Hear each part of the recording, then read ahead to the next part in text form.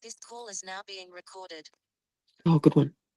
Hey, hey guys, Trevor Holt here. I'm here with Kellie Davis again as a second discussion that we had. Kellie was an insider to the program. We had a conversation not that long ago, and we're just here to do some follow-up conversations and elaborate a little bit further on her experience and on some things that she noticed during her time working with the National Fire and Eradication Program. Hey, Kellie, thanks for joining us again. Hello. Hello, it's good to see you all. I'm a little bit less ratty this time because I got it all out last time, so I'll be a bit more measured, Trevor. That's all right. No, that's all right. And we just spoke a bit off air. We're both a little bit crook, and I apologise if our voices are a little bit hazy or a bit snotty or whatever, but we'll persevere through the conversation, Kellie. Yeah. So just a little bit of a recap. I think it was when was it? When were you employed through the program? You want to do a bit of a summary from what we went through last time? Yeah, I think it was about 2017, and I left in January 2020. I started to get bullied. I started to get bullied because a couple of them in there were starting to really harass me in regard to some of the stuff I was bringing up. Not only are they terrible at doing fire ants and they're corrupt in it, they bully a lot of the women that were in there too. And anyone who sort of made waves was cast aside. And I was just trying to think who the minister was then and what part. But when I first got there, I was only there for about, lucky if it was 2 months. The minister came in, the one who looked like a zombie, and I went up to him straight away after this meeting about how they're going, the fire ant, we just got another $400 million. And I told him where the source was. It was coming from Yarrabilba. I'm just thinking it was Mount Tambourine Road, number 1, and it was on the goat farm. Lend-Lease had the property. Yeah. And there were... Yeah, you're right, sorry. For each paddock, there were 5,000 nests. Really? Yeah. And that's a lot, is it? It's a lot. And when I got up there, the bloke who was actually the site manager, or he was leasing it off Lend-Lease. I don't think it was his goat farm, but he was the site manager, and he was beside himself when I got there. But because I was willing to help, we ended up. I took videos of them as well. I've got to try and get those videos for you. Oh, that's what I should do. Oh, what have I done with them? I hope I can find those videos for you. I'd forgotten all about them, where I took videos of nest after nest after nest. So there was about 5,000 per paddock, and the paddock was maybe about, would have been probably 1,000 per acre, or it was quite a lot. Yeah. And you were saying last time that they actually didn't support you in treating the fire ants in this paddock. Is that no? Is that what your experience was? Yeah. Oh yes, I went back to them and I said to Stuart, who was the manager, I said, there's 5. I showed him the video. I said, there's 5,000, mate, in each paddock, and I'm trying to get probably maybe about 10 acres. I'm not sure what that is in hectares. About probably 4 or 5 hectares, and there was about 5,000 in each one we counted in one day. Getting back to that, sorry, yeah, and one of the permanents there, a gentleman called David, was really pissed off with me because he had gone up there for 2 days and did 9 nests. Mm-hmm. And yet all they had to do was walk, away from where he'd treated, and I saw another, 100 nests. Yeah. And that's all on record. So when we started, I went up there and helped him on his own. There was another property called, I think it's Singleton. It's off. I've got to go back there actually and get all these locations for you. Out at Logan, Singleton Road, and that was another property that another site manager was running, and they had hundreds and hundreds of ants nests as well. That's why I said I could do 300 in a day, because it was constantly filling up, injecting. And I got bullied the whole time. They didn't want to hear about it. In fact, I took on 3 properties, one at Logan Reserve, another one on Singleton Road, and also the goat farm. I took those 3 on personally and just kept doing the nests. But they harassed me the whole time. I tried to get people to come out there. A man called Gary Morton, and I'll testify to this in court. He was the biggest. He was the biggest roadblock to that. Yeah. So by the end, he kept checking. He's not a pest controller. He kept checking my vehicle. He kept checking my records. He tried to get us to write down every time we'd been bitten by fire ants, because every time you were bitten, it meant your job was on the line. They did everything to Right. get rid of me. And Yeah. they originally had a nest count, and I had half Yeah. the tank of the others. So I had to keep filling up at the Logan Reserve water tank. And I was doing easy, maybe 200 to 250 nests a day. And That's they got to the amazing, isn't it? yeah, they got to the point where they just kept they took them down after a while, because I was an old girl even then, and I was in my 50s, and yeah, and so it got to the point they just took the statistics down. Yeah. And I So approached. can you just I'm not a pest controller. Can you just go through the process? So you need water for the chemical treatment for the injection as well. Is that can you Yeah, go through that process? What's involved in it? it's only 25 mils per 100 litres. It's not much at all. Yeah. And so Yeah. so that's all it was. But the thing is, so that I not only were we injecting the fipronil, because some of the nests were quite close to the water. I didn't do those ones.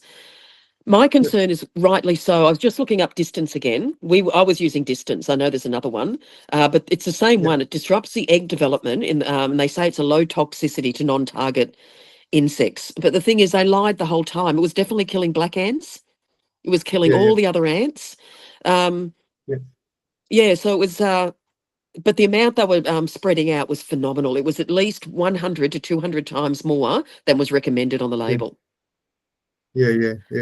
And So a lot of them were you'd have to go to the water to get the water. You're doing that much that you had to go and refill during the day, even though on the nest. I'd go How through. much water would you put in each nest? Do you know? Or? Oh, actually, I'd probably, it depends on the size of the nest. I'm going to go an average size nest. So that's about a normal, they're quite big. Let's have a look. Let's make it a quarter of a metre. So 250 by 250 by 250 high, plus it goes down about 3 metres. I'd probably put maybe about 25 litres in each one. Okay, yeah, 25 litres. And that's mixed at 25 mils per litre, is it? 25 mils per litre or per, okay, per 1 litre, yeah, okay. And I might have been overdosing, actually. So, and it's, so it was 6 mil per 5 litres. It wasn't much at all. 6 mil per 5 litres. 5 litres, yeah. And okay, cool. it was still, when we had the right equipment, I was able to knock out quite a lot of them. Another one was Roachdale, and that was over 500 on each block. So I would sit there all day just hitting nests. And I told Gary Morton, I actually sent him an email at 1 o'clock in the morning. I was so distressed about it, and said, I need help down here. I said, there's hundreds, there's thousands in Roachdale, in particular on this one property. Once they break the land, once they crack it without it being cleared, those ant nests and the soil they're removing and taking to another place is now spread. So we needed to kill the nests before they actually took the topsoil and moved on. And he just wasn't allowing it. That's when the bullying started, when they wanted to get rid of me. I believe, and I think you could prove it with work practices, and is the fact they were spreading the ants, and I'd say almost maliciously. Because the one thing is, they never gave me help. I had to almost scream for a team to come in at Singleton, and it's not Singleton. It starts with S. I'll find out. And Roachdale, sorry, and also a huge amount of nests at the airport, and the other nests were at. It was almost like every time I found nests, I got punished for it. So it got to the point that I'd just inject and stay, because they were all lazy anyway. So they'd disappear for the whole day and do 9 nests. So I felt, well, if they're giving me one job, I've got over 5,000 nests, I might as well just keep going back. Because they weren't so you're saying you were doing that dense that you can do approximately 250 nests together, because they're so dense in this area. and yet Yes, other workers on the program were only doing 9 per day. Is that yes, sort of the difference that you're seeing? Yeah, that's amazing, isn't it? absolutely. Yes. Yeah, Uh, yeah. Pollara, Unbelievable. Flagston, and one of the managers there was the worst offender. Stuart made the mistake of getting me to do up a form to find out where the Mm, black spots were. And it found out, I yeah, went into his truck because we had access to all the trucks, and I found all his work to do in Flagstaff and also Pollara. He hadn't done anything. He just hid the yeah, paperwork underneath the seat of the truck. He's now one of yeah. the managers. And he was Mm. one of the key bulliers in regard to him and another bloke. It was two of them who were bullied me because they wanted to keep their cushy job. The longer that So you program feel, goes on, yeah, yeah. So you feel that because you were trying to eradicate fire ants yes, or get rid of these large yes, infestations that were causing grief in the community, yeah, that you were bullied specifically on that. yes. And they kept me with the Yeah. smallest truck for the longest time too. So I had they all had a 1,000 litres. I had 250. No, did you? And then they put And you're another, still then they doing. put an, oh, it was just a nightmare. Yeah. Most of it was in Logan, so I'd have to go and keep getting water. I sometimes got water at the properties. Then they gave me another 250, but I'm still 500 litres less than everyone else. And Yeah. so they kept trying to do that, but they couldn't catch me because I kept doing twice as many or 10 times as many as everyone else. And Yeah. but I was constantly filling up at Logan Reserve. Interestingly, I probably have the bank statements for that because I never charged them. I use my Yeah. national bank to keep filling up the water. How much would it And cost you to fill up 250 it wasn't litres? too bad. It was by memory, it was only about maybe $5 to get it to fill up the 250 Okay. mils, and then maybe about $7 for 500 mils, depending. Yeah. So I'd Yeah. constantly be 500. filling up water. And when I got close to Yeah. Berrima, Rockley was good. I had water tanks there. Pinkenbar, Capalaba, Redlands was another one I could go and fill up. I had to buy my own contraption for it. They did everything to Yeah. cripple me, so I couldn't get this Yeah. done. But I just kept shooting nests. And the other one was Mount Cotton and Redland Bay were infested. Yeah. Every So time I so asked, yeah, sorry, so you were actually an employee of the program. You weren't a contractor. You were an no, I was a employee of the contractor. program. I was in Oh, you were a contractor. contractor. Yes, Okay. Yeah. Okay. Yeah. Okay. So they hired you. They hired you as a professional pest controller contractor, and they're not yeah, supporting you in what you no. could do. Yeah. Okay. In fact, it was quite the opposite. The more nests I killed, and the more Yeah. places with actual nests on it, it was prolific. And it's I worked my ass off for about, I can't remember now, about 3 years, just every Yeah. time I went in there, and I got bullied by every single person in there. Yeah. Okay. That's Um, terrible, and I'm sorry you had to go through that. That's mm, a very sad situation. I was just thinking, reflecting there recently, that they've advertised managers and that of fire ants in suppression zone now as employees. yeah, They're like employing people as employees. yeah, And I was just thinking, obviously they have more control over yes, employees, especially with choice of like you say, choice of eradicating the fire ants and more control over telling people what to do and how to treat it. Do you feel that professional pest controllers would go about it a lot differently to what these guys are doing it if you were in charge, if the commercial industry was in charge of dealing with fire ants? I think they should have an entire contract team that's contracted to the government but not answerable to them. So it'd be a Yeah, tender process, and we'd go in yeah, and we'd only be accountable. It'd be like a system where Department of Agriculture wasn't our boss. We'd go straight to the yeah, Premier and also be accountable to the public. And so all yeah, that yeah, information we had would be accountable to the public.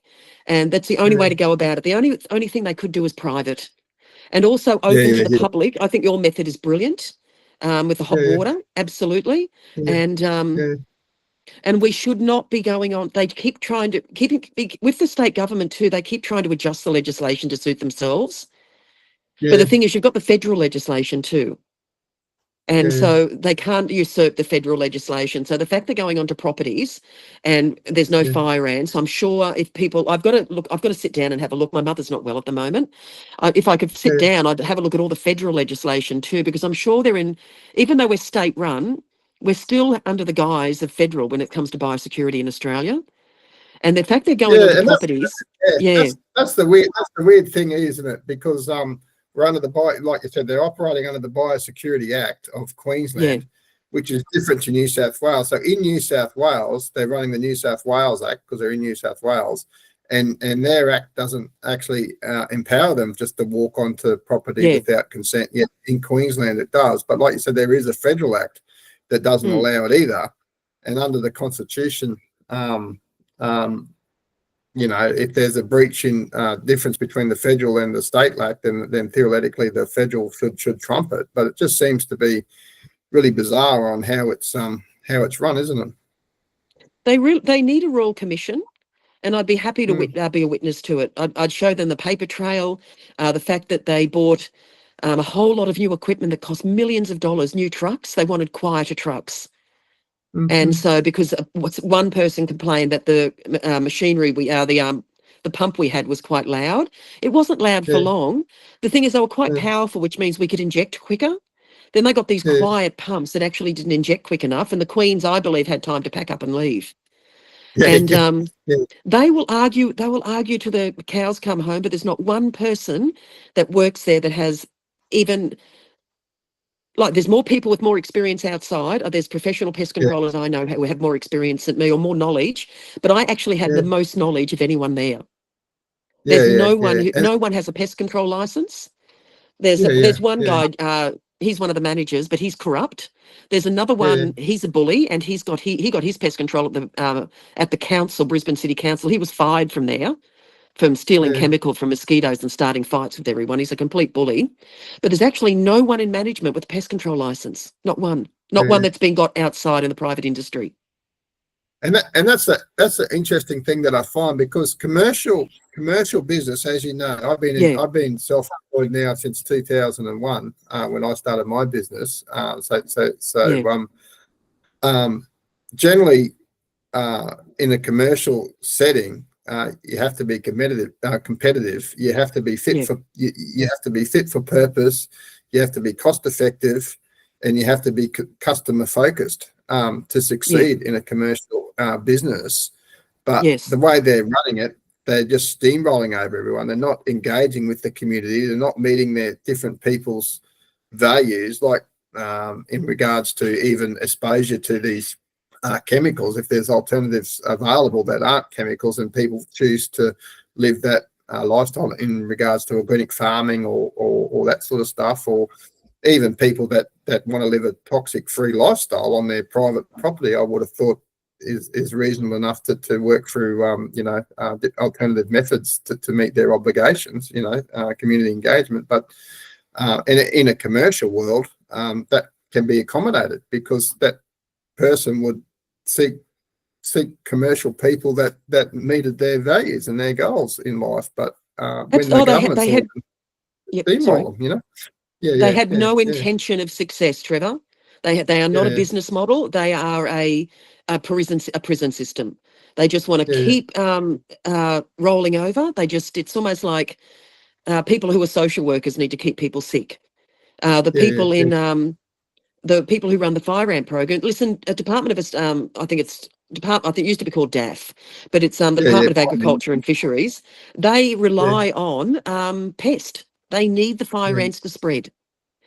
yeah, And yeah, they are renowned as a government, part of the government. I've got friends in the government who say the same things, where all the people go who couldn't get a job in the real world. yeah, yeah, None of yeah, it used to yeah, be, they used to actually have people on parole working there. So yeah, and I feel sorry for some of the young people who just want to get a start and get into a job. Then they get yeah, good money, and then but yeah, the managers there, they need to be all fired, because all they're yeah, doing is that they keep extending the program because they want yeah, their cushy job.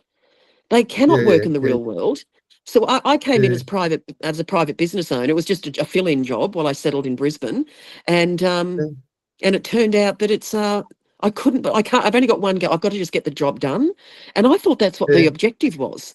It Yeah. really, Yeah. I got the shock of my life that the government actually, all they're doing is putting millions and millions of more dollars into the program, and they're only spreading the fire ants. It's actually quite insane making. I thought I was going insane. Yeah. And that's the quite interesting thing, especially when you talk about these young people entering them, because a lot of these people that are invading these properties, everyone's getting upset and crying and all the rest of it. And these people are laughing about it. Like they think it's funny that they're going onto people's property and making people upset and irritable, stressing out people's, like we had people next door here, treat next door, and they're supposed to ring you up to let you know so you can get your animals ready, because all these people, with their high vis shirts and that, and we got no fire ants anyway, but they get like 20 people here in the high vis shirts with their little sprinklers doing the S-methoprene, they claim, and they stress out all the animals, and all the horses go berserk and start running wildly. And in the past, they have actually run through barbed wire fence, causing injury. But these guys think that's funny. They're laughing at it. I mean, like causing this harm and stress and that sort of stuff. So not only are they getting bad, I suppose, work ethic, I suppose, with it, they're also getting bad, human compassion and empathy training about, how to treat other human beings. It just seems really bizarre. Like you say, it's almost like it's almost like you're thinking that, you're insane because there's something really weird going on, and it must be an imagination thing because it doesn't make sense at all. Well, I think I told you last time, I had a team working for me, and I couldn't believe how lazy they were. So I got them to walk with me on 2 properties. One was at Roachdale, and 4 of them quit because they'd never worked a day in their life. Oh, and one of the girls got quite aggressive, but I'm a bit of a thug, and I just said, try it, sweetheart. It'll be the last thing you do. And it's they were quite confrontational, and I wasn't shocked. I'm a pest controller. I've worked in some rough places in the outback Queensland, but I just the fact that she had the audacity, and all I was is to even confront a woman twice her age. And I said, whoa. I said, I'll give you another chance, sweetheart. I wasn't an angel in my day, but you do that again, and you'll either end up fired or maybe on the back of the truck with an injury. And she went, oh, and which is probably a bit naughty. That'll get me fired for bullying. But it's she was incredibly confrontational, and she didn't do anything about it because one of the other idiots was filming us, and she didn't come off looking too good. But they're rough. They lack compassion. It's almost like they go out of their way to hire dickheads. And it's it's like they screen. I think with me, I think the biggest accident is when I came into it. The reason I wasn't kiboshed is I thought I was just some old girl. They didn't realise I was a pest controller. They thought I was just some old girl who had a drunken husband at home, and I was trying to get out for the day, which is the demographic who work there. And and the big boss I could see the look on his face. I thought he was going to reel and run out of the door when he found out, especially my experience level. And he went, oh, and he kept apologising. I said, it's all right. And that was interesting the first week. Not that we're better than the field staff, but it got me thinking that maybe they hire people who are quite complacent. And so, and I was a thorn in his side the entire time. And he would do stupid things like coming to see kept checking my truck all the time, and it meant to lock a truck, and I always locked it. And he'd come in and say, why you locked it? I said, it's part of the pest control management plan.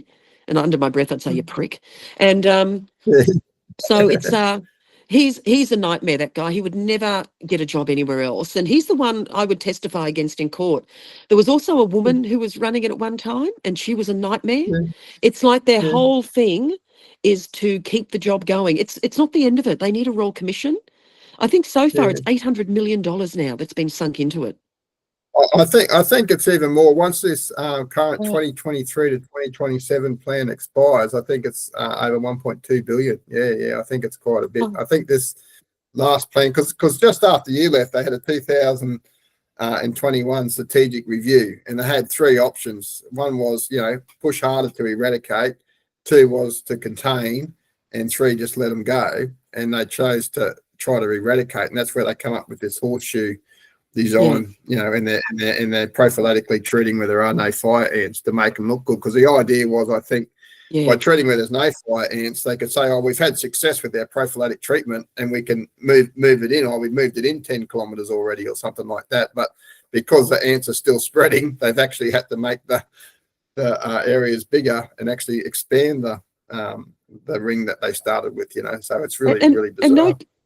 And no consideration for the collateral damage. None. No, none at all. No. And in fact, not only that though, they're actually denying the use of PFAS chemicals with fipronil, indoxacarb, and bifenthrin. Is that how you pronounce it? Bifenthrin? Yeah, bifenthrin. Yeah. Yeah. And so they've actually published on their Facebook groups that they're not PFAS chemicals, and they deny using them. Whereas even in the Australian definition of PFAS chemicals, they've come up in there. So they literally misrepresent. So what they do to try and justify it is because the EPA regulations in America, I think, haven't put them on their PFAS list yet. So that instead of quoting the Australian definition, they're quoting the US definition because it's a little bit behind ours, you know. So that's, you know, they do stuff like that all the time. Are they not injecting anymore? No, well, they are injecting sometimes, but I haven't. But they just say that fipronil is not a PFAS chemical outright. That's what they say. So, and they say fipronil's pretty nasty. Yes. We use it for termites. It's It's the only one the only one we use for termite is fipronil. So termites are quite wily. So it's they're definitely fiprinols. Because there was a thing with that they went through, because they're in a bit of a there's a bit of a thing in Australia about the use of PFAS chemicals coming up. And so what they did is they put out a release, because a lot of people are getting stressed. I don't know if you know, but the Blue Mountains water supply has found a high level of PFAS chemicals in it, and I feel that was from the firefighting foam. Are you aware of that? They had the firefighting foam around all the army bases and that, like Oakey and Rockley and that. So I think the PFAS contamination comes from there.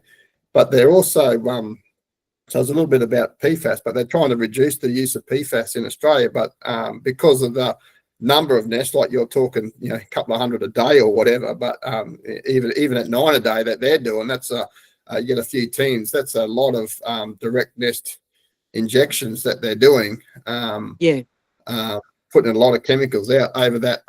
I think it must be close to 1 million hectares at the moment. They were saying 880,000 hectares, but they got a lot of outliner areas now, and the zones keep growing. So it's probably very close to 1 million hectares at the moment that's in the fire ant infestation zone. So you know, I often wonder what they did after I left, because there was no one else doing. There was David. He died actually. He used to use methyl bromide in the CFC days, so he had organ failure. But he was one of my closest friends. Him and I we hit a lot of nests. There was another young bloke who did as well. But I often wonder what happened when I left, because we were doing. I worked with about 6 of the guys up at the goat farm, and they rigged up a system, and they supplied the chemical, and we all tagged out and went through. There was at one point 10 of us just going through injecting, moving. And I took a day off work and just went up there with them. And we must have done 1,000 nests that day, all of us, or maybe even 2,000. But I often wonder what happened when I left, because the ants would have still been there. And there was no one else injecting ants, only myself and Dave. Yeah, because I wonder, and these are the $1 million questions, and you can ask them and send as many letters as you want to these people as you want. They're not going to answer them. But I know some people that I deal with in the Logan Reserve, people where I treat, and they said once they had someone there doing direct injection, but they said that you can't bring anyone else out to do that, because you've got to be licensed to do that sort of work. So they only bring out the burly men with the S-methoprene or the pyroproxyfen distance or engaged bait. So I often wonder whether that's all they're doing as well, whether they're engaging it. But the concerning thing for me, I feel, is they're hiring people through either agents as a casual for a while, and once they work out that they're the right type of person for the job, they put them on the books.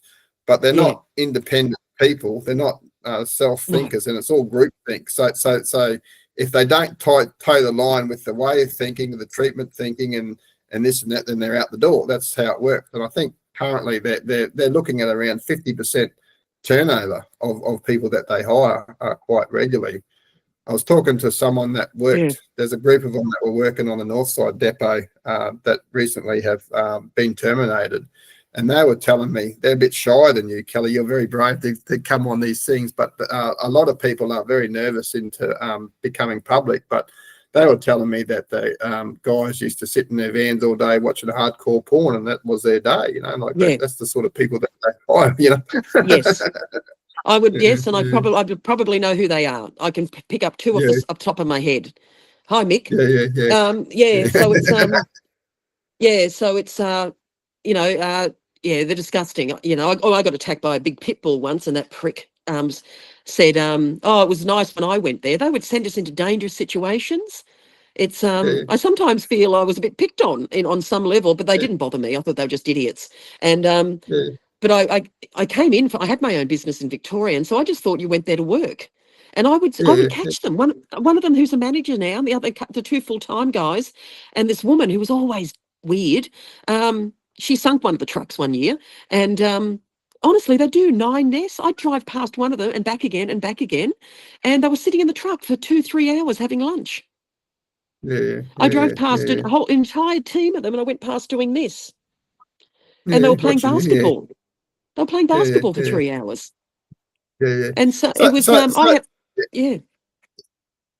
So you feel like if these big contaminations you're talking about that you were trying to work on were better managed and treated fully, that the infestations that we see here today would probably be a lot more controllable?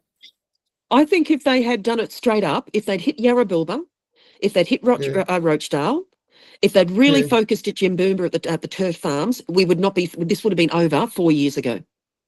It would have been over. It would have been like I started. It would have been over in 2020. That's when it should have finished. But instead, they decided it should not be at Stradbroke. They should not be at Samford, and they certainly shouldn't be in New South Wales.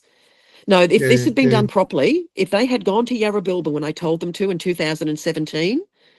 And then started to hit some of the other big infestations, we wouldn't be sitting here.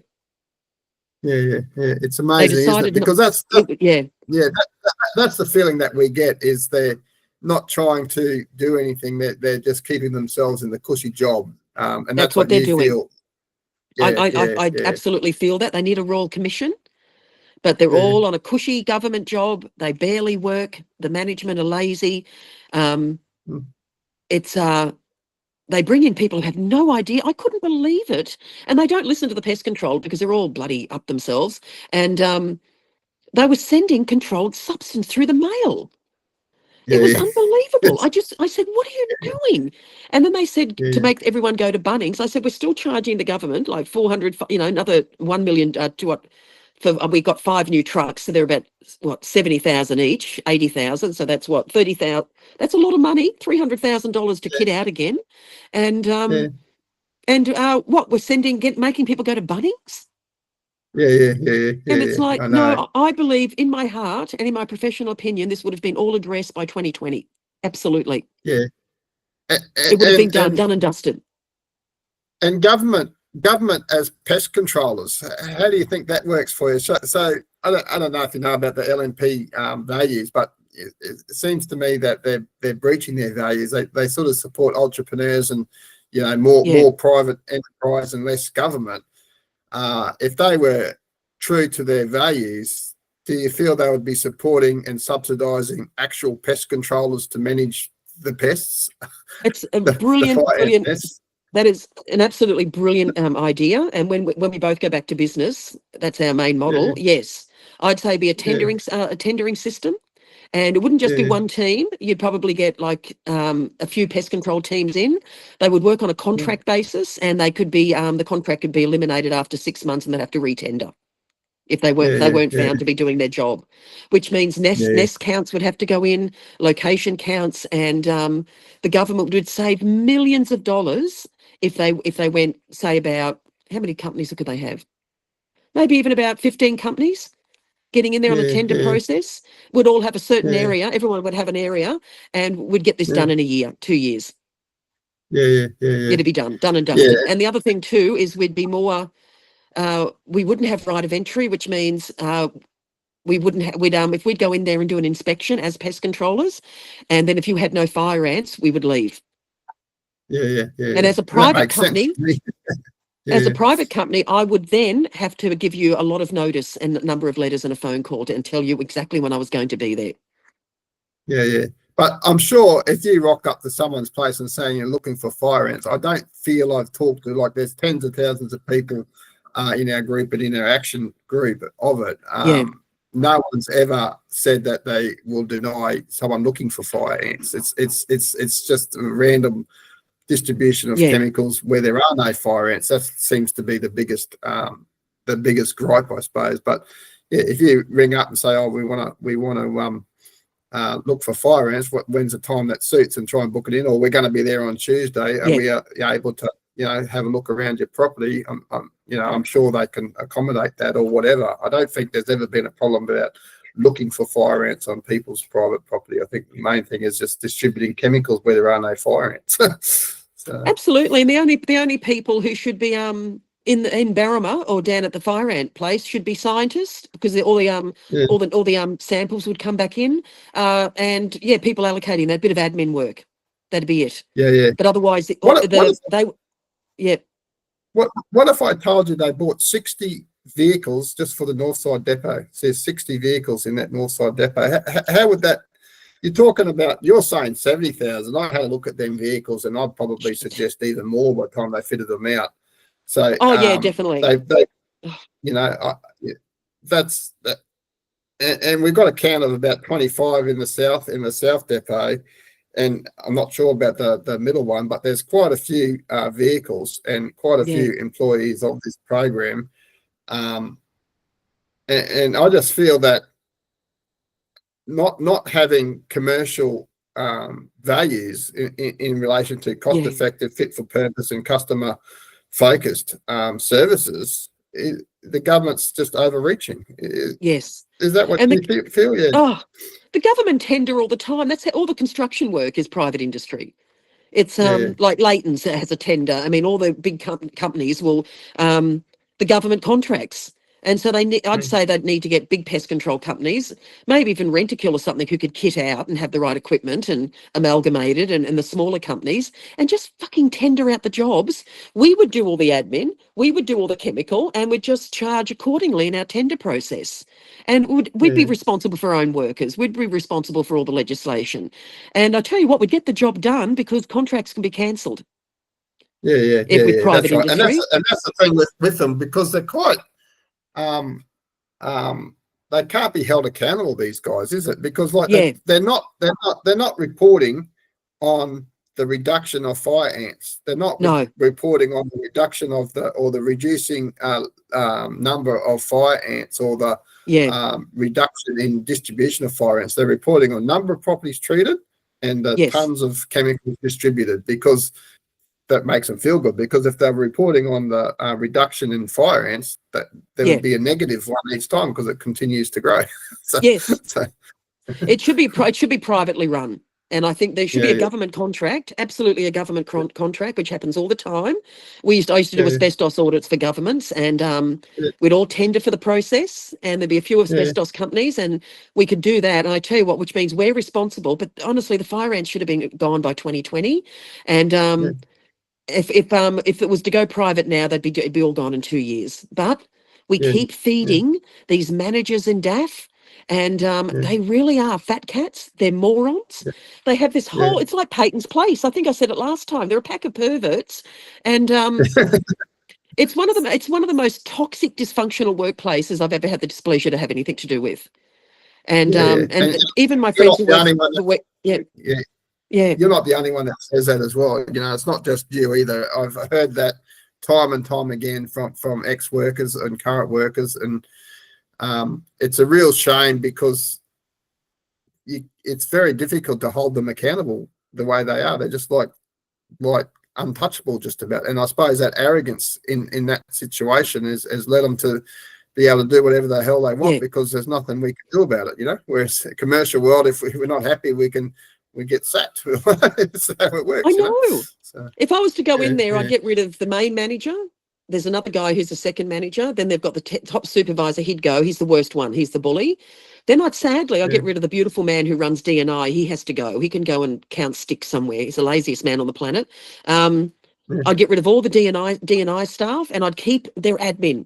They've got this fantastic woman who runs the admin. She's always a bit disenfranchised by the whole thing, and I'd be very careful who I hired, and it'd be probably young pest controllers just looking for a bit of stability. But if they didn't perform, they'd be on a contract basis. They'd be gone. Yeah. So you're saying mainly just administration there in regards to managing contracts plus scientists for the scientific work they've done, so they can keep and more just administrating contract work for the private sector is probably the way to go. Yes, I'd say all contracts for the actual injection. I'd say even the companies could do their own walk and inspections. You wouldn't need all those people you've got who are aren't first of all don't have the personality for it. I've had, you know, they should not be tormenting property owners, the little smart asses.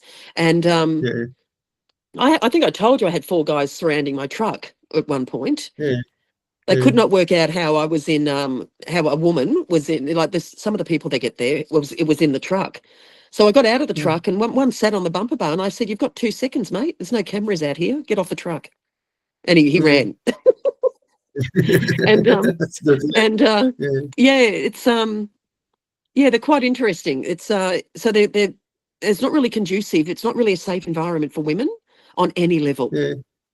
I mean, I've worked in the outback, so I don't think they saw me coming. I said, "Oh, really? I haven't been sexually harassed since I was about 25."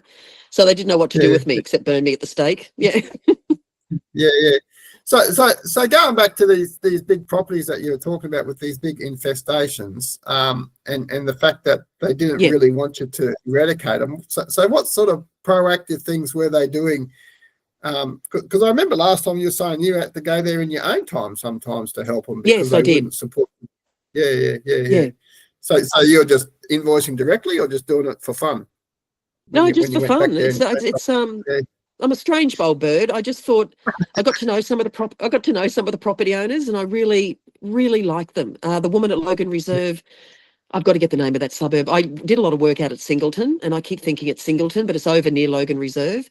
And there was all the people at Logan Reserve would probably still remember me, the property owners, and also McLean. There was horse owners, and I got to know them, and the goat farm guy too.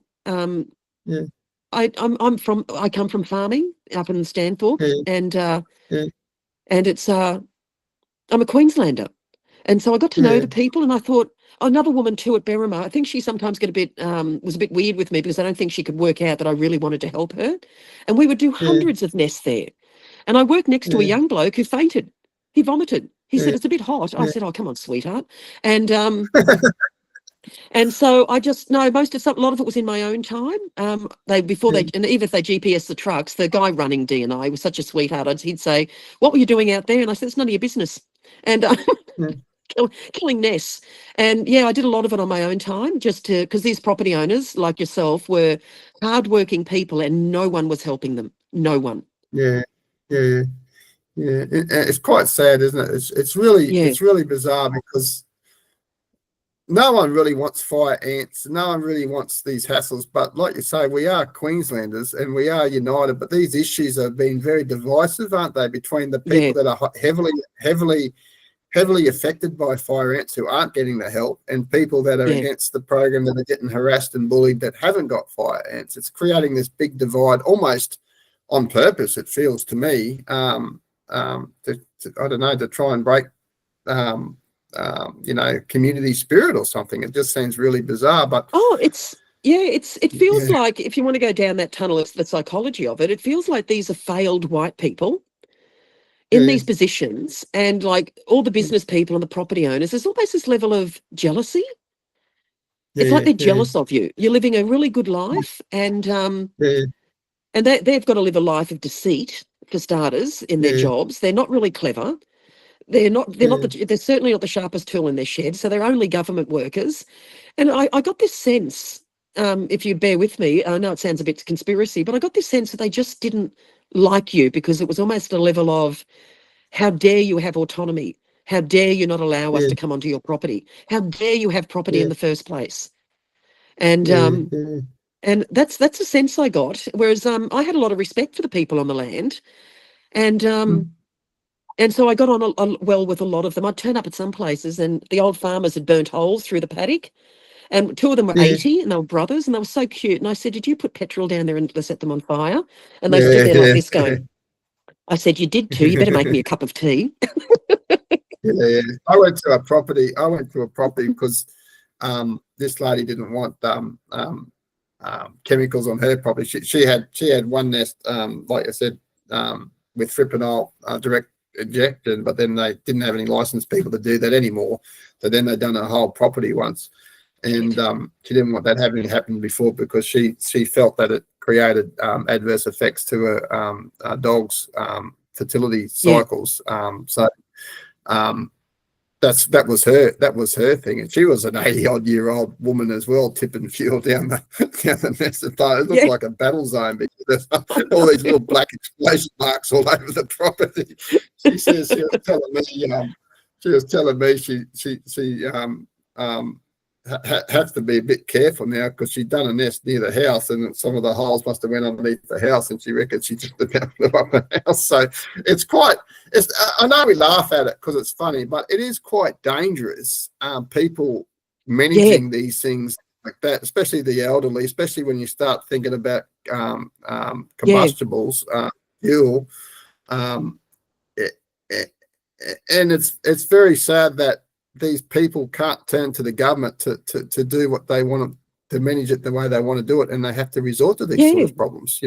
And These they're solutions. Yeah. actually, they're spreading it. The one at one of the properties, I spent so much time with him. I even pulled his cow out of the water once, and with one of the trucks. I thought, oh well, and I don't think I left pretty soon after that. And he was surprised. He said, "Can you do that?" I said, "Yeah." Pull the cow out. He loved that. Loved me after that.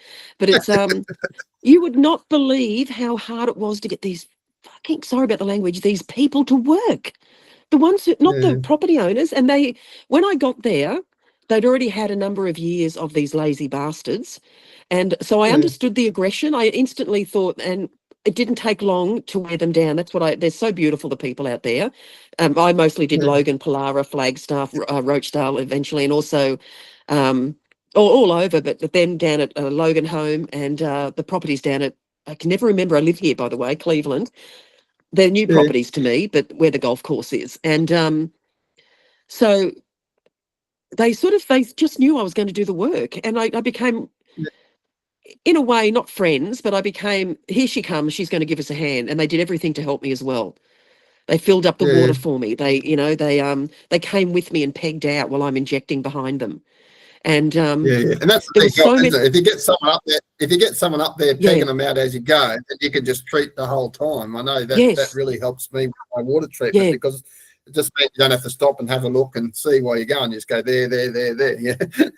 Yeah. yeah, absolutely. And I Mhm. had the best time, but it got to the point where it got brutal at the end because I left in 2020, and Mm.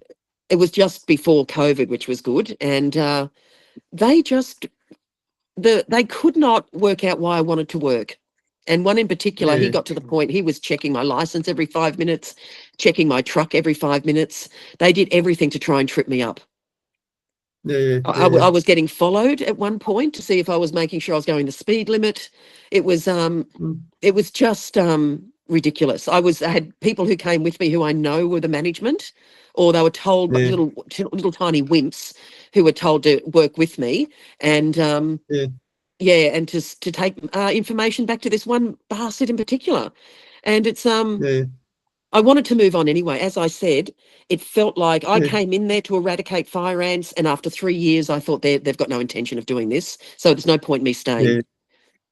I've been Yeah. part of Yeah. eradication And teams before, and this one was ongoing. Yeah, Yeah, yeah. And it's interesting that you're talking about working with people in the suppression zone on their private property to treat fire ants with cruiser people. They don't do that now. You know that, don't you? They don't treat private properties in the suppression zone. They might treat around a house block maybe, but I know people that have got 10-acre blocks. You got 10-acre blocks, and they might prophylactically treat around their house if they wanted to, but they're not going to treat where the paddocks are. And that's where half the frustration is, or probably most of the frustration now is people that have got the problem in the suppression zone aren't being helped at all. And if they are helped, it's just very minimal. It's not direct injection, and it's not. They've got no non-toxic solutions should they choose to work that way. But they will not even help people outside of their domestic house. But insane. Even then, I had that is insane. Even then, it could take months, up to 6 months, for them to get it, and that's why people have given up on them. That's why they're starting to pour fuel down the nest and blowing them up and coming up with all sorts of other things. I heard,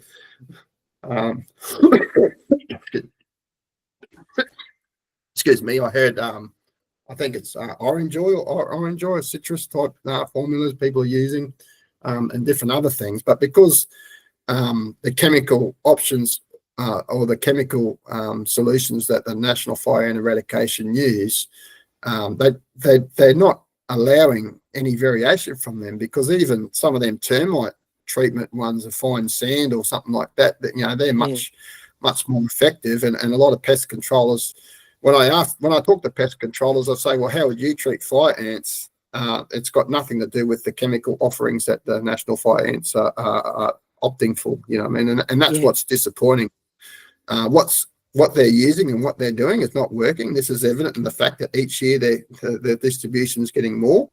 The number of fire ant nests might be reducing maybe, but I feel that no one's reporting them anymore, because there's no point. If you report fire ants several times and they don't come and treat them, then what's the point of reporting them anymore? You know what I mean? So I feel there's a lot of complacency with even reporting the fire ants now, so well, I did not know that.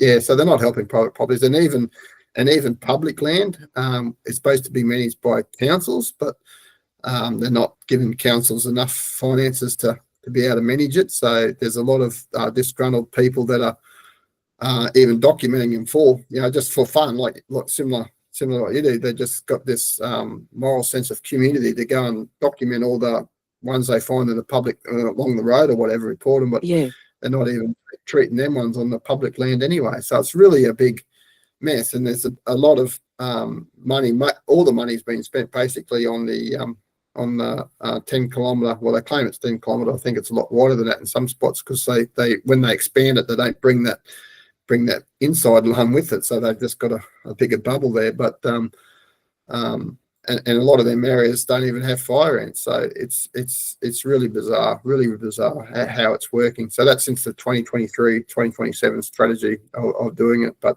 they've stopped. Oh my God! Helping, because I know people up in Amberley way there that have got private property that have thousands of fire ants on their property, and they've reported them, and no one's come for 6 months, and they're still there. They've got to manage them themselves. And that's what they do. And a lot of people are saying they have a bit of success with the fine sandy stuff that they put on there for termite stuff. And they put that directly on there. Earth could probably help. Yeah, so there is a lot of things, and I suppose that's why scientific sort of people would be beneficial into working out, if the desire was there, to work out alternatives, because the best form of pest management is having a diverse range of solutions. Like having all your eggs in one basket is a bit like your financial portfolio, just having shares in in one sector or something like that. So like diversity helps, and it's the same with pest controls. Having a chemical solution, having a a non-chemical solution, and having different, and even biomanagement, and what we can do for the biomanagement of these pests. There's so many ways you can manage it, but having having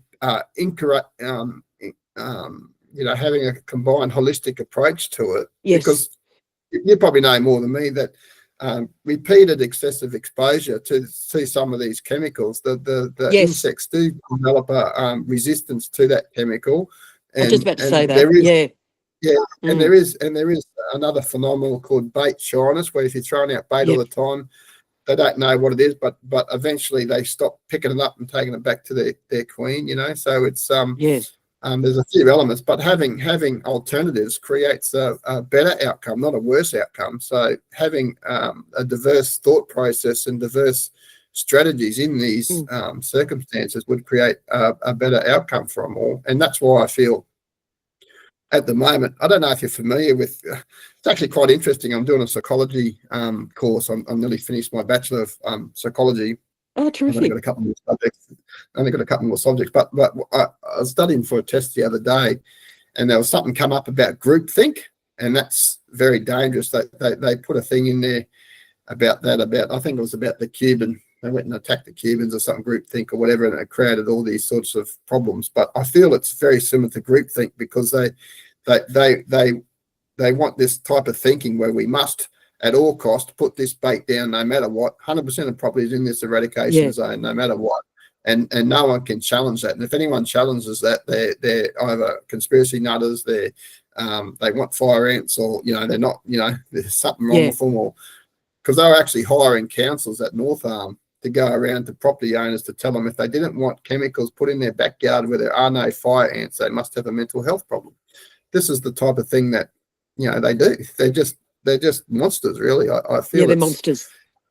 I feel it's just bizarre behaviour from the government that's supposed to be here to create better outcomes for us all. Yeah.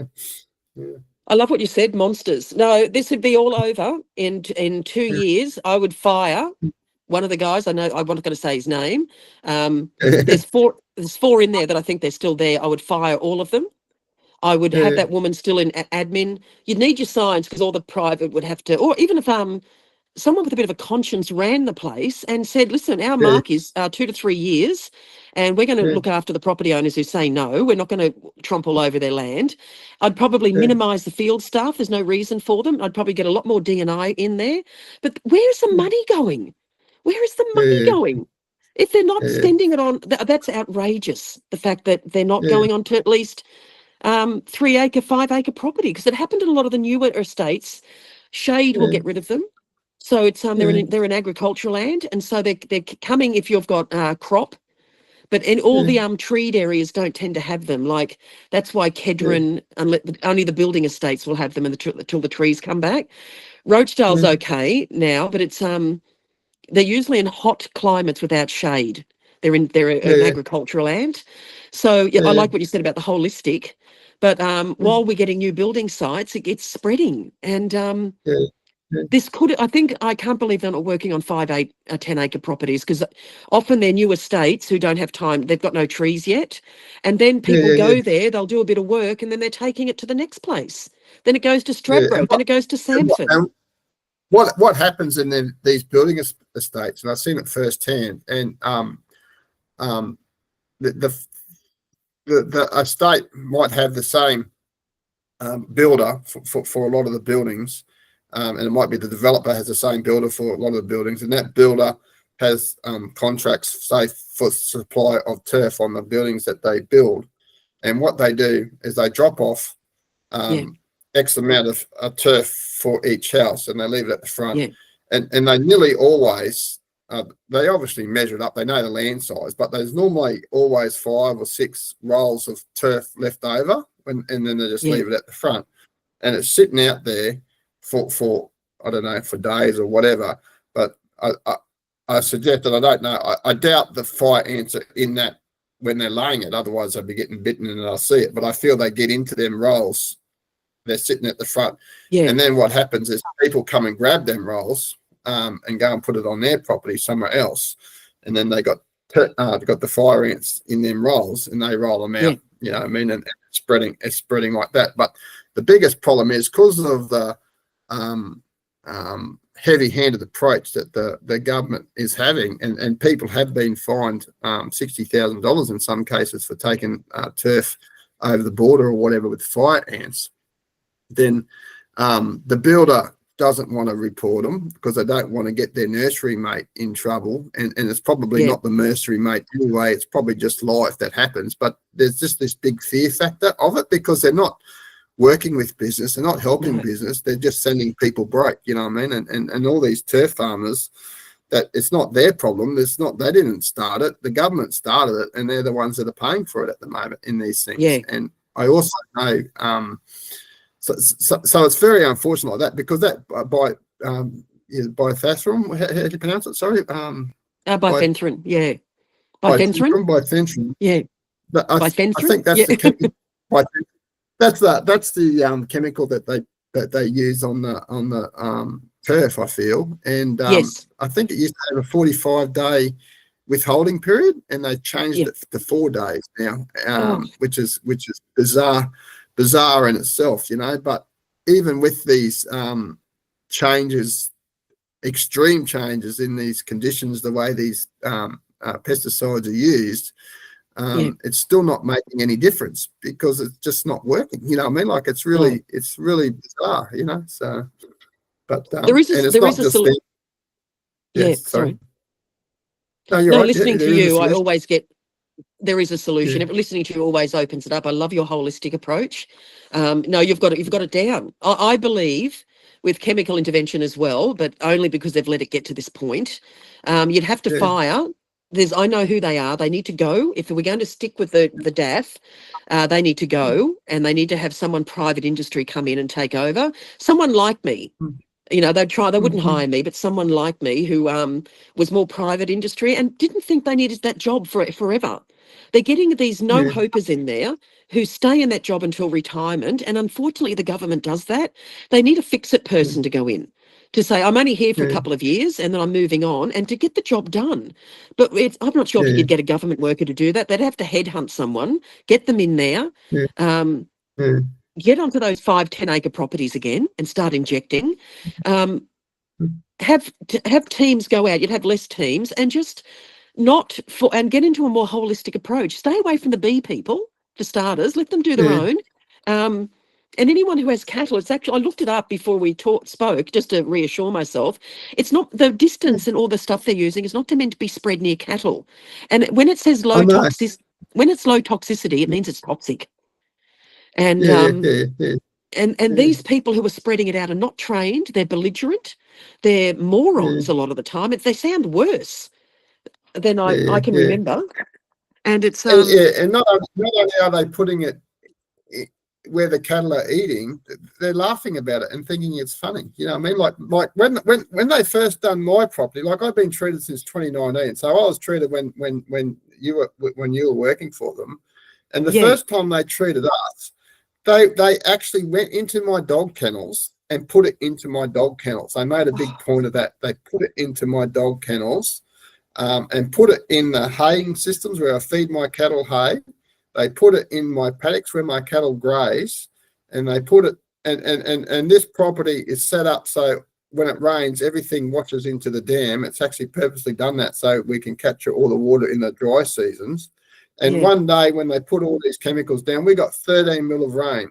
5 mil of rain is all it takes to get the flow going. So they're not considering my circumstances on my property and my farming management, but also not considering my land. Like every block of land is different and has different circumstances. But if I'm feeding cattle from a water source that gets that's captured on all this property, and you're putting all these chemicals down that are highly toxic to aquatic life and with long-lasting effects, and this is what the cattle are drinking, then that's a massive problem in itself. But they're just ignoring all these issues, and they're ignoring all the scientific facts on that, minimizing it to their workers. So then their workers think there's no problem, so they're breathing it in and they're handling it, and they just think they're very complacent with it because of the messaging that the government's giving them. It's really bizarre.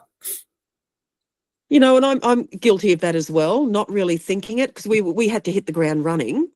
And I never thought, even though I come from that sort of, I didn't think about it. And that's where the holistic thing, it'd be someone like yourself going in there in the training sessions and letting them know about the impact. If the government are so so obsessed with fucking pronouns, you'd think they'd be able to go with more consideration for the people on the land as well. I mean, they've got all this rotten legislation around. You've got to, if the man's got a dress on, don't, say anything. But we don't consider, I hit the ground running. So even though I was careful, I didn't think about the mental impact it would have with me coming on a property and just injecting. I didn't think about it.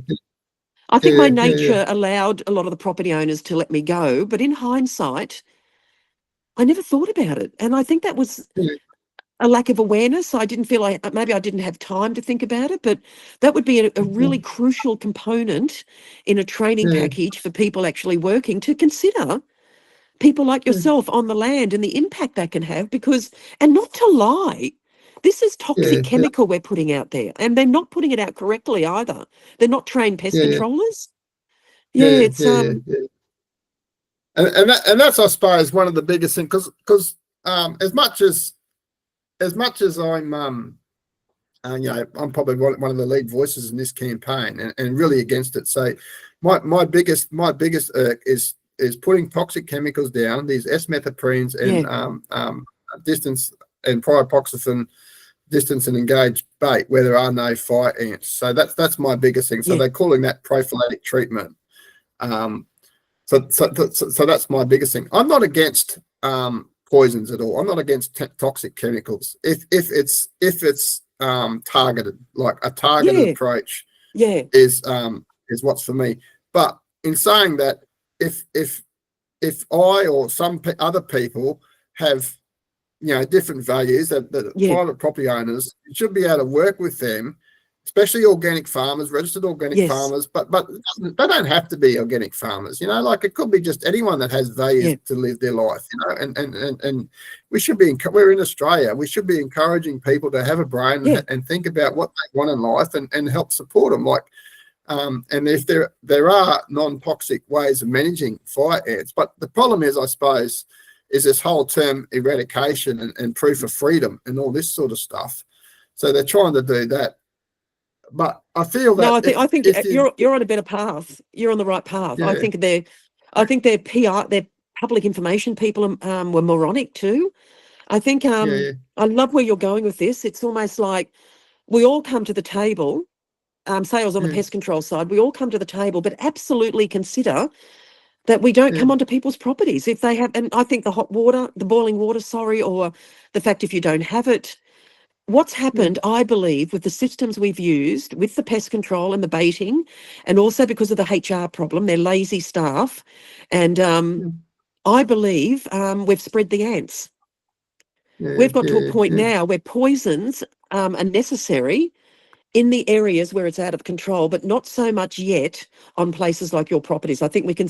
There should be still a negotiation. We don't have to keep going on there and working out systems, but we really need to get back stuck on that 5-10 acres, and because that's probably not farm property. It's just property. It's hard to imagine that by ignoring where they are, we can eradicate them. Like, it just seems bizarre that's their thought. That's their thought process. Let's treat where they are and slowly work our way into where they are, and that's how we're going to eradicate them. But I feel, sorry. The term eradication comes from the funding model, because apparently, if there's an eradication program, they can get 50% from the federal government, and then each of the states pays 10% or whatever. So it's only costing Queensland 10%, but they're getting a lot of economic benefit from it. And in fact, in the early days when we first started their campaign, they listed that as the number one thing for the eradication program was economic benefit was one of their things. But I see they've now taken that down as not an objective, because that seems like a really stupid reason to put poison on everyone's property. But this is where it's nefarious. This is where it's nefarious. I think, just listening to you, I think if they're going to do this, there's a 2-year term of management in that area. or 2 or 3. Yeah. And if they don't Yeah. have the results, but I think even like 2 years, if they don't have the results, gone. 3 years if they're getting results, but then they're moved on. There's, in my Yeah. opinion, there are entrenched public servants in the fire eradication program who nefariously, wickedly want this program to Yeah. continue until their retirement date, Yeah. which means Till they get their they super. want this to spread. These are people who Yeah. could not get a job outside, and so they've got no desire to work with the public, because you have that's a great answer. I think a holistic method would be much better. Don't go onto properties that don't have it. Talk to the property owner about other methods as opposed to poison. Certainly don't bait if there's no, because you're doing a lot more damage. It is low toxicity, Yeah. meaning it's still toxic. It's getting into the Yeah. waterways because of badly trained staff. But I think I think it starts with people who cannot get a job in the real world, who are stuck in these organisations. There's one guy who's been there for 15 years, 2 of them, and they're incredibly incompetent, and they need to be moved on. They have skin in the game. Then you get other people who get into that fire ant program. They've been there. There must be staff in there now 15, 20 years who have done nothing to improve the program. I've talked to They need to be. I've spoken to a guy that's been there 20 years before, and because it's like since it's been 2001. But the interesting thing about it is not just that longevity thing, but the fact that regardless of any other circumstances, there's no circumstances that can stop this from happening. They want to treat 100% of properties in that eradication zone 3 times a year until proof of freedom. Regardless of if the toxic poisons get washed into the waterways, regardless of, it doesn't matter. That and that's what I'm saying about this group thing. It doesn't make sense to do that. No. Like I think you've mentioned it yourself, but scientific evidence suggests that fire ants cannot establish successful colonies in heavily treed areas. They're a thermal regulated insect, and they will not do that. And yet here are helicopters, which I don't know the terms of their employment or their contract are hidden behind a cabinet confidence thing, so we don't know. No one's tendering for these contracts. Exactly, it's a monopoly. It's the same guy who does mosquitoes. Yeah. But there'd have to be a couple $100 an hour or whatever, and they're literally baiting where there's fire ants are impossible to establish successful colonies. And it's just wasting taxpayers' money. But not just that, but this seems to be what they think about is money. But not just that, like you say, it's having devastating effects on everything else. And if you're baiting on the side of the hill full of trees, the only way these chemicals wash is in the waterways. It's all everywhere goes to a waterway, doesn't it? So it's just really, really bizarre. Yeah. Oh, no, you've nailed it. I have no idea why they're baiting over treed areas. They do that with mosquitoes as well. It's hitting the water over it and under, and it's a mess. And it'd be probably $1,000 an hour, if not more. And it's a monopoly. I complained about that as well. I said, you're only tendering to one helicopter company. And they all shut me down as well. That's a whole team in itself. It's It's and it's interesting. I've seen a bit of his work. He's actually be based at it's McDermott's that do the helicopter McDermott's. Yes, there are some McDermott's. But they have some fixed. There are some fixed plane contracts that come out of Dolby and a few other, because they are doing it with fixed wings aircraft as well. But mainly the helicopter. All the helicopter ones that I know are coming from McDermott's.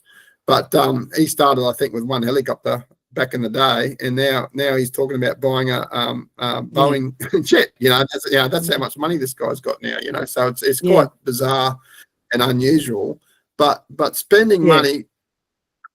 Well, I disagree completely with distributing toxic chemicals from a helicopter or fixed wing airplane. That should just stop. That should just stop straight away. That should stop. Agreed. And we just got to try and start treating the actual nests where they are, and creating a diverse range of treatment, whether that be, like you say, chemicals, and there's several different types of chemicals you can use, and working with pest controllers to talk about that, and coming up with, like, for example, I was talking, like I do a lot of work with the University of Florida, Dr. Joshua King, and he's the one that's developed this hot water direct injection mold system, and it's actually licensed through the University of Florida, believe it or not. Anyway, since I spoke to you last, I actually got a contract with Southern Cross University to do a pilot program on the hot water treatment system effectiveness in Australia. So we treated 70 nests the other day, and we were talking about the fact that, about the main concerns of people with toxic chemicals is the fact that they're putting them everywhere where there's no fire ants, but also the fact that they're going throughout the whole environment, getting washed in the waterways and that. Yeah. And the university is also, of Florida, has also come up with a canister type arrangement that's got little tiny holes in it where the fire ants can get in, because they're only pretty tiny, and you fill the canisters up with chemical fipronil or whatever, the powder, and the ants can get it, and then you bury that in the nest rather than and then that way it can't get into the waterways or can't get out. It's you know what I mean? So there are other options, and I feel by having a bit more, I suppose, freedom in treatment methods, people can be innovative and create solutions that are more better. But having this, you must do it this way, you must only use this great, it's what is it? It's the corn grit that's soaked in soya, the active ingredients put into soya oil and dipped onto some corn grit and distributed recklessly as the only, it's just really bizarre. But by having a holistic approach, you can get different applications of different things and even different rates of implementing the treatment, process, and have some innovation in Australia. I feel that's what we're supposed to be encouraging our self-employed contractors to do.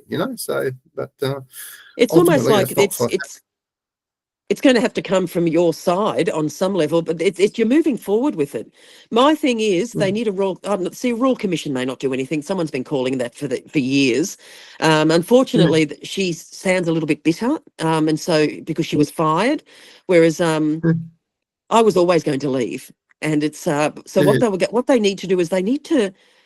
Honestly, maybe Chris Foley should be contacted. I think he'd probably be open to it. They closed down pretty much a lot of data.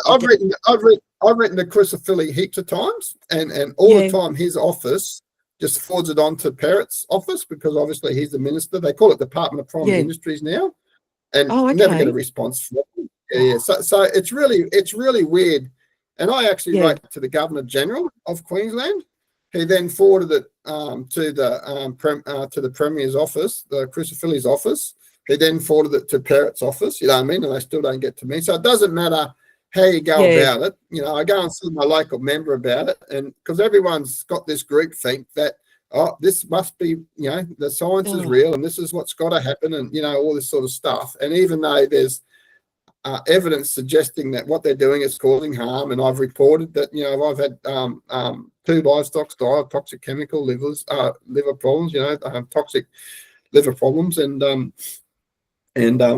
one of them was actually autopsied and had the report to show it, and then they just say, it's unlikely, and this is the sort of language that they use. If they use the word, if it was used appropriately, which we know it's not, and then they say things like the APVMA would have done something like, whatever's, but we know they didn't. You know what I mean? So so it's and then it's unlikely. So they and then they use pseudoscience like you can get toxic chemical things from lantana and fireweed, but if they were to do a proper investigation, they could have just come to my property and see we've got no lantana and we've got no fireweed. You know what I mean? So it's was very easy to disprove that, but they do a half-assed investigation, use really generic language of ambiguous language to deny accountability, and so they can move on with their life. So and that's what they do, because you can't challenge them really in a court of law because they're backed by the Queensland Treasury. So it's very challenging for people, So it's got to be political will that does it. But if the political will are group think, then it's very difficult, isn't it? Well, Noonan went through them like a bag of salts last time he was in. So he almost shut down the fire ant program back then.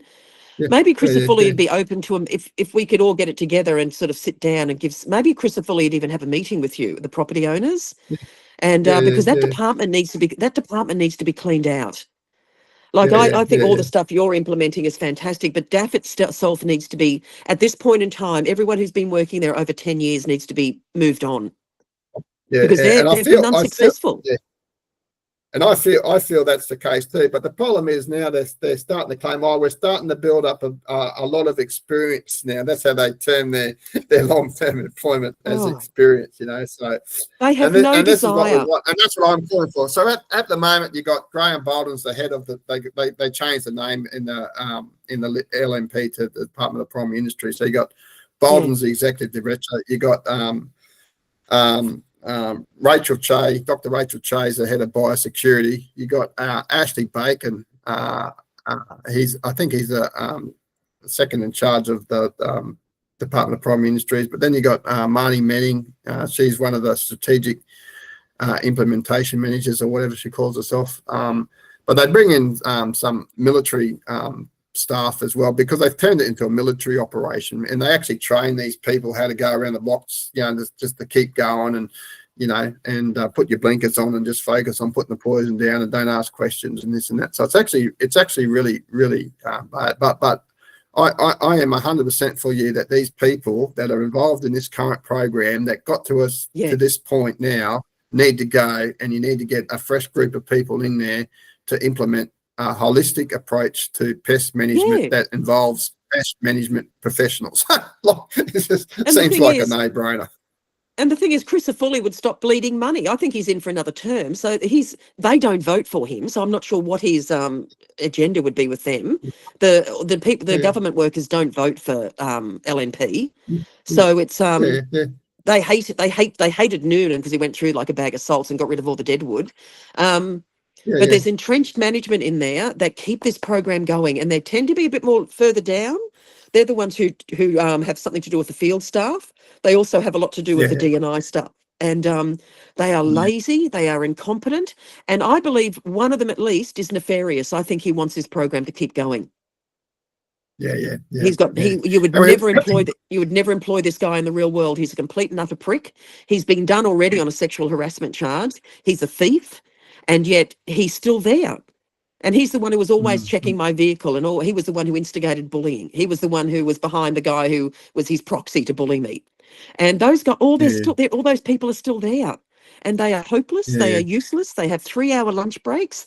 They have no intention of killing fire ants. It's their meal ticket. And they need a complete clean out. Even these militaristic people coming in will be hitting up against a wall. Like say some of those people they've put in management who are treating it like a military thing, they're not getting advised properly. That's not how you treat pest in a military way. No. It's that's right. It's because there's too much, like you're doing the psychology, there's too much in there. There's property owners, and if they're not going to... That's all ignored. All the psychology stuff is ignored, even though we lose, and this is the facts, statistically, we lose 9 people per week in Australia to suicide on average. You know, a high percentage of them in the rural communities and farmers, you know, so there's already a lot of stress and pressure on farmers trying to make $1 on the living, because generally in these remote areas outside of the CBD of Brisbane, support for mental health support and practitioners aren't there. They're not available for these people, and even if they were available, these guys are taught to suck it up, princess, and keep marching forward and do whatever you've got to do. But I know they're having a massive impact on hay farm. We started a hay farmers group.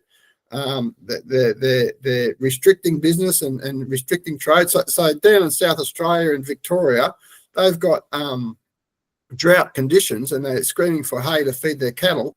And there's over 500 hay farmers here in Queensland that have been restricted to send them their hay because they've classified hay as a vector of fire ants, even if they're doing it properly with the barriers and the tarps and the lifting it up, and all the professional hay farmers that are complying to these regulations, that they're not having fire ants in them, that they're still restricting them, you know. So it's really, really bizarre behaviour. Like it's almost it almost seems like it's intentional to send these people broke. That's what it feels like, so. Terry, you've got some Trevor, you've got some amazing stuff. What about if you sent something like this to Chrysophilia, our conversation?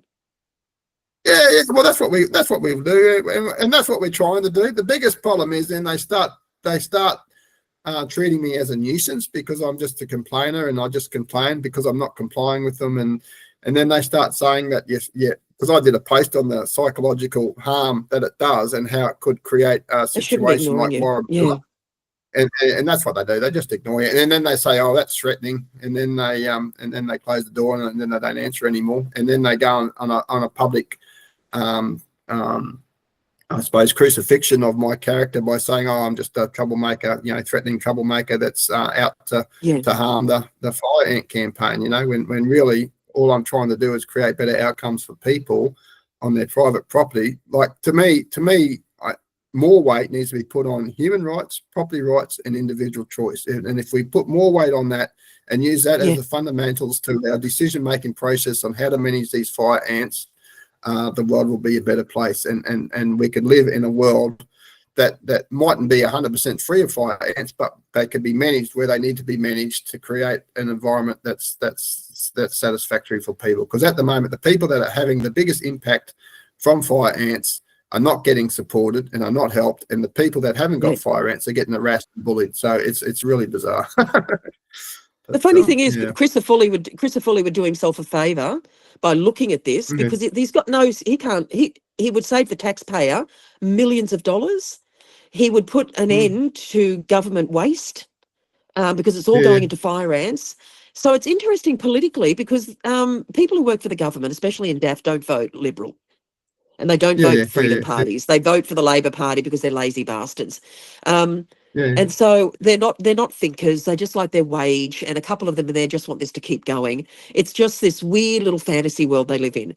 Whereas Chrysophilia could save himself $1 billion in the end if he got rid of all that, started again, and actually went more private with it. There's no one they should just move them on because it's a really it's a money thing.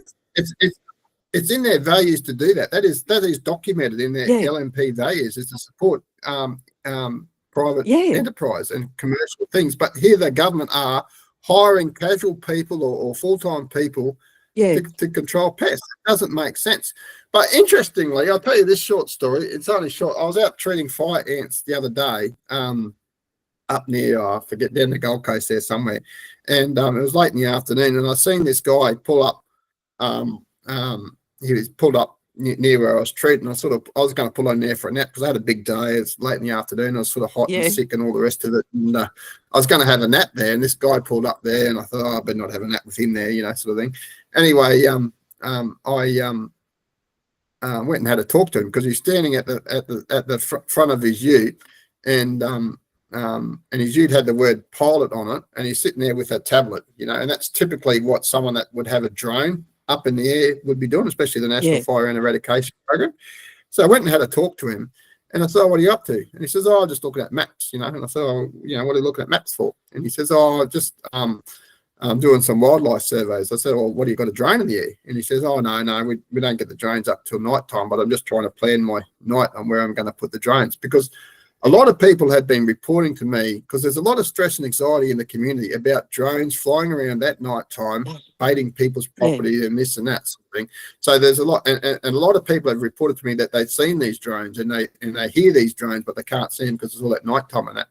So I was talking to this guy, and he was saying that they do have drones. They're the same drones as what the National Fire and Eradication use, but they got a thermal thing on them, and they're looking for deer apparently in the on the Gold Coast, and so they're going around looking for deer with this thermal technology, and I says, "Oh," so they says, "Oh, we don't like to tell people we're doing it," and I said, "Why is that?" I says, "Oh, because people get a bit upset because we kill the deer."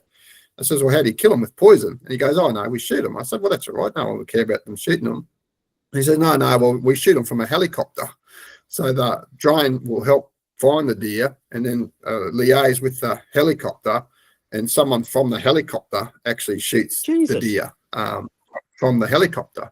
So obviously there's a lot of money involved in that process, whereas the government, and there is a lot of interest in people recreationally shooting, which would have better outcomes for the deer population and for people's something to do and this and that. So if you, and instead of costing the government money, they can actually make money, because people would pay for a permit to go and hunt deer where there's deer populations in the national forest or whatever. And that could be managed and regulated, and they wouldn't have to pay this drone operator to survey it. They wouldn't have to pay the drone operator to find it and the helicopter to go and, and pay for people to shoot them. They could actually make money out of that. And I hear Bob Catter talking about it a lot out west with the pigs, because he says, we do the same thing for the pigs. So not only for the pigs, the government's spending the money on the drone, finding the pigs, and then the helicopter going and shooting the pigs from the helicopter. For pest control. And this is all costing taxpayers a lot of money, whereas in reality, if the LNP government were true to their values, they would encourage private enterprise to go and work with this, and the government could actually make money out of this. They could permit these people with their a special permit on their guns license, because obviously they should be licensed to hold a gun, and then you can give them a permit. You can limit them to whatever it is, whatever you need to kill, you know what I mean? And then people are paying to go and recreationally shoot in these places to control pigs and deer and other pests like that. But instead, the government's choosing to, and it's a bit like what you say. These people are just coming up with reasons to keep their job, or to make money in the government. And it's almost like government overreach every aspect. And I'm finding it's just the same pattern. And I don't know why it is, but it just seems to be a lot of wastage money that doesn't need to be there, like it's just, absolutely. Anyway, that's just, it's, I think I got a shock, but because I've always been in business. Having drones flying around at night time is just freaking people out. It's really weird, No, it is. God, I'm surprised people don't shoot them down. Yeah. Well, apparently because they're through their CASA, they're regulated through CASA, which is another issue, because they should be managed differently to other craft, obviously. But technology is growing a bit quicker than the regulation. But if you knock one of them out of the sky, it's like shooting down a helicopter, they reckon. So it's quite weird. So it's quite. So I feel the regular, and it's legal to put them over private property within 30 metres of a house. So people are allowed to fly drones over your private property within 30 metres of your house. So if you've got a farming operation, someone can fly over your property with a drone whenever they want, like it's just really weird. Yeah. So oh God, there's too much. There is too much government overreach, and there's such morons too. We have to vote for them, but you never invite them for dinner. Yeah. But anyway, no, it's been good chatting to you again, Kelly, and hopefully don't be a stranger. I'll try and come up with some different options and that, but really what you want to do, I suppose, is like you say, is try to get the Premier to come to a discussion and have a rational conversation about these things. But I feel that these guys just won't do it. They just won't do it. There's something wrong with them. Because even the Department of that save millions. But your processes are brilliant. I always learn so much when we talk, and it just puts me in another direction. I believe a more holistic thing, and the suicide rate with farmers. The government is just. I had high hopes for Chris Foley, that he was more of a country boy, and also the government don't vote for them. Anyone who works for the government, so he's better off just cleaning them out and making all his voters happy, all the people who would actually potentially vote for him happy. It's I seen the other day he was, because I think the other big issue with the private property infringements is also on that net zero policies, where they're forcing people to have transmission lines over their properties and batteries in their neighbourhoods and wind farms and that sort of stuff and all that sort of thing. So I feel that he's actually made a move on that issue now. I think he come out quietly and said that he's moving away from that now. So obviously it is possible to change these entrenched thought processes. So hopefully we can put enough pressure on them. And even though it's not in an election cycle, the federal LNP got obliterated, because they're not living to their LNP values. And this Queensland government is proving the same thing. They're not doing it. So hopefully but and I don't like to make it political, but it is political. That's where all the money's coming from, and that's where all this power is coming from, the politics. But creating it so it's less government, more commercial, creates better outcome because we've got to do things that are fit for purpose, cost effective, and customer focused. Otherwise we won't get back. That's why I feel a little bit different to your thinking on your process, but I feel just the subsidies for the house owners, and if you got fire ants, you can apply as a individual property owner for subsidies for controlling fire ants on your properties, depending on your infestation and what you report or whatever. I love that. And then, no, that's I didn't hear you say that. That's brilliant. No, that's brilliant. That's brilliant. Yeah, well, this is what I'm thinking, because that way then they can go and pick the commercial operator that they want. Oh, on their no, property. And if they want to hire me, they can hire me with the water thing, and if they want a chemical one, they can go and hire a chemical one or whatever. But it's the property owners that's managing the process, and the people that are getting the subsidies have to do what's right for them and their because otherwise they're not going to get any money. You know what I mean? So I just feel that that's the best way forward. Because I know when I done a lot of I had a lot of commercial contracts with design in the construction and mining industry, doing 3D modeling and design, and a lot of my work was based on procedures and policies and standards in relation to actually creating the 3D models and the design technology to do the projects. So you go through and you develop all your standards and all your templates and all that sort of stuff. And literally that's what your job is, to make you superseded. So you've got to train people up to know what they're doing and to develop a system, whereas eventually you're not required anymore. You know what I mean?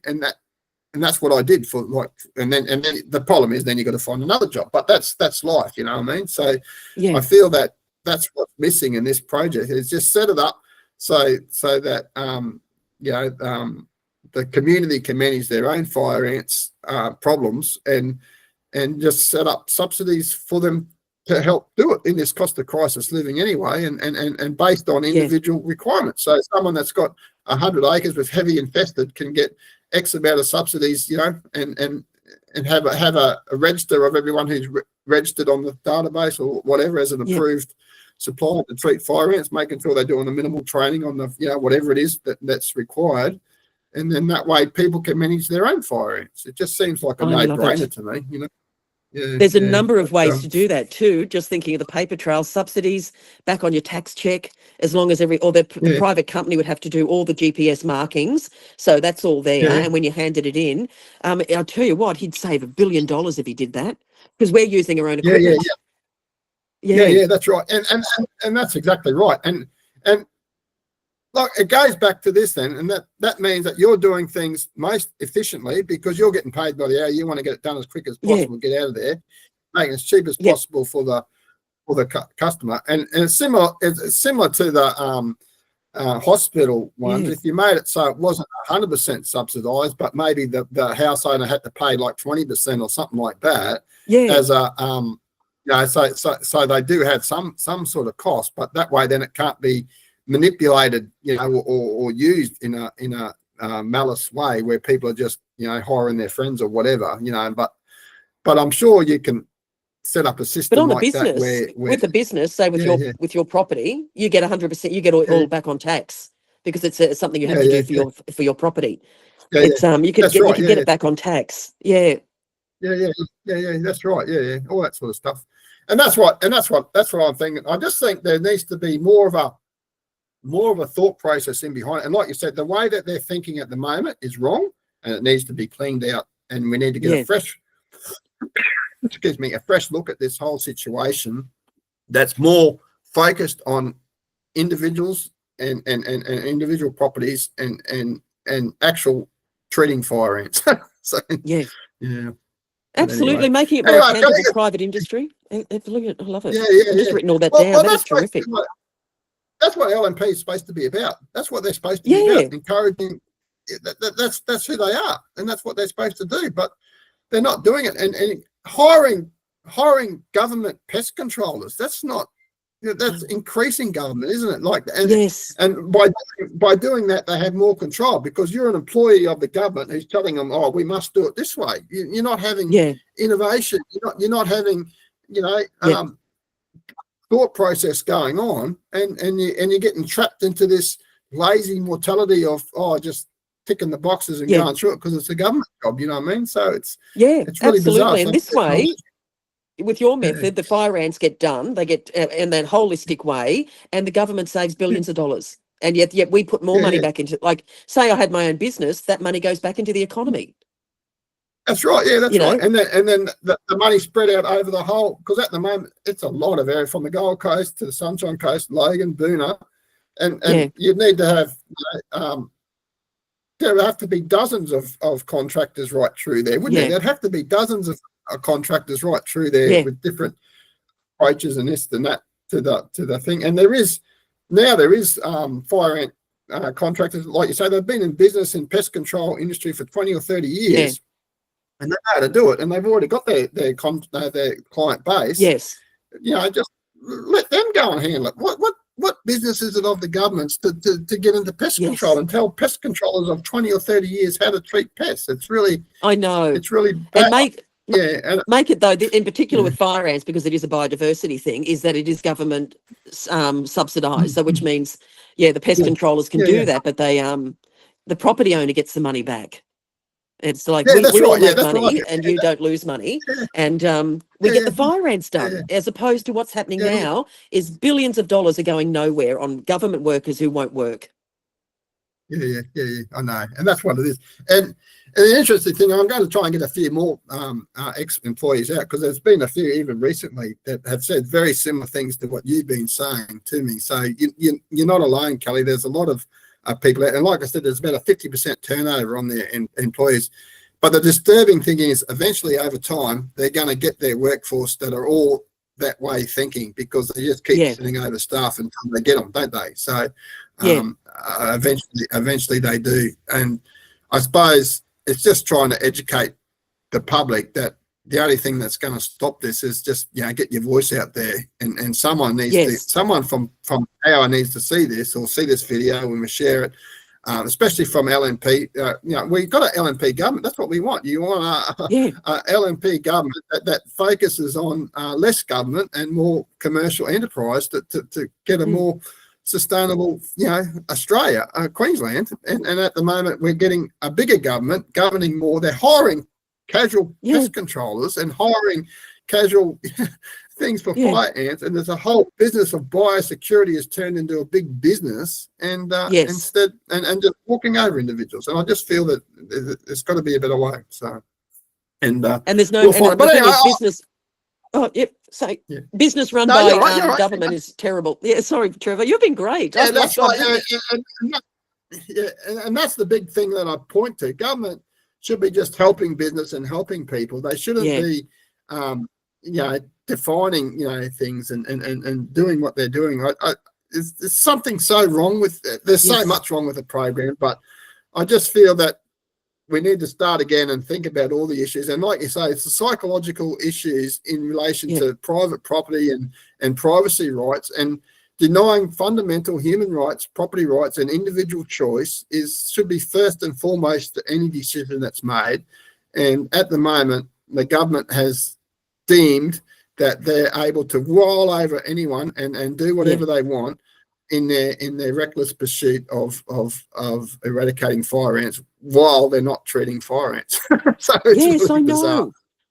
If they were doing it, it'd be different. If they were actually getting somewhere, but this should have been done. This should have been all fixed in 2020. It should have all been done. Yeah. Well, even earlier, really. Even earlier. They were discovered in 2001. Yeah.